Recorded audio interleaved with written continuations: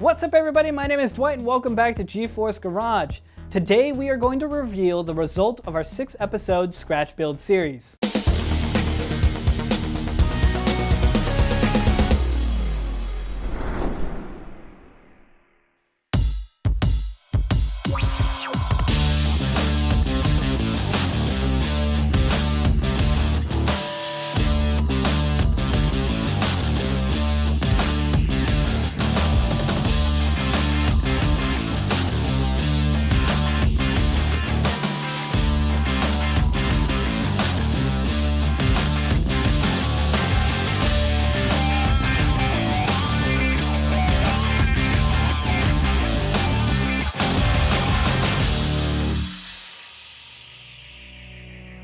So here it is, our finished scratch build, which marks the end of this modding series. We had 2 other ones.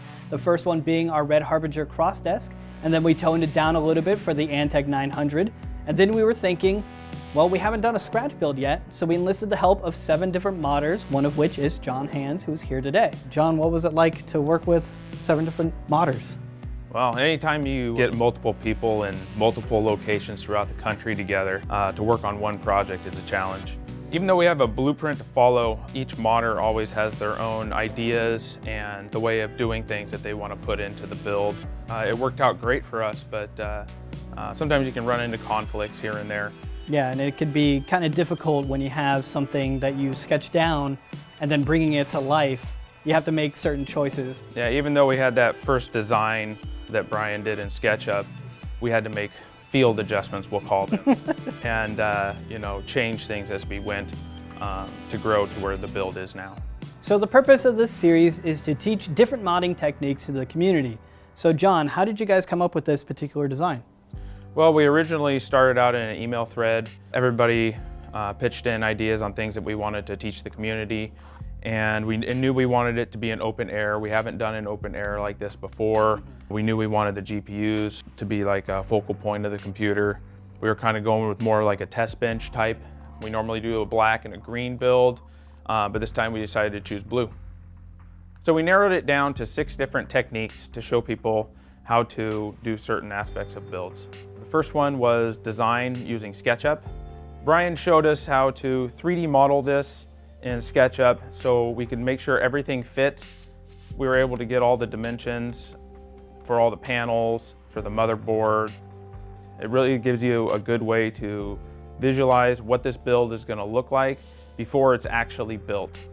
The next technique was metal fabrication, which we handed off to David Cathy, who took the dimensions straight out of SketchUp and applied it to a sheet of metal, which he transformed by cutting and bending it into this chassis we see here. So at this point, we have our design and a bunch of weirdly shaped metal, and that's when we thought it would be a great idea to do a little bit of hydro dipping. That's when we brought in Bob Stewart, who has a lot of experience doing hydro dipping, and it's really a great way to apply a pattern to a complex shape. For the next technique, we brought in the other half of BS Mods, Rod Rosenberg, to show us some metal finishing techniques. Rod fabricated the motherboard tray, the front fan grille, and gave it a brushed aluminum look. So at this point, we started assembling our PC. We put in the motherboard and we were about to put in our GPUs. And since they're the focal point, we wanted to do something a little bit extra. That's when we brought in Ron Lee Christensen for GPU modding, who showed us a method of painting a GPU without damaging the actual card.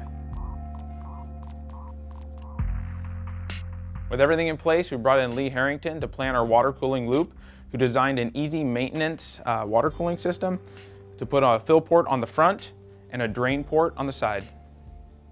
To finish it off, we installed some sleeve cables from Mainframe Customs. We added some RGB lighting and built a custom GPU bracket. Well, you guys obviously have put in a lot of work of this, but what are the actual specs? Because all I know is that there is 2 1080 Ti's in it.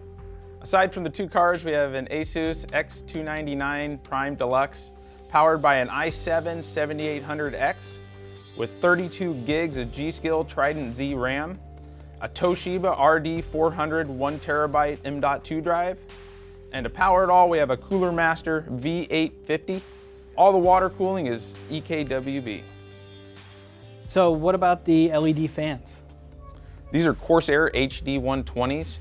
and they're all plugged into the Commander Pro, which also have all the lighting in the whole case plugged into that as well. All right, well, it looks awesome. Thank you very much, John. And thank you to all the other modders that helped out with this build. If you guys have any ideas for other techniques or even a build in general, be sure to leave a comment down below and subscribe while you're still there. And we'll see you for the next one.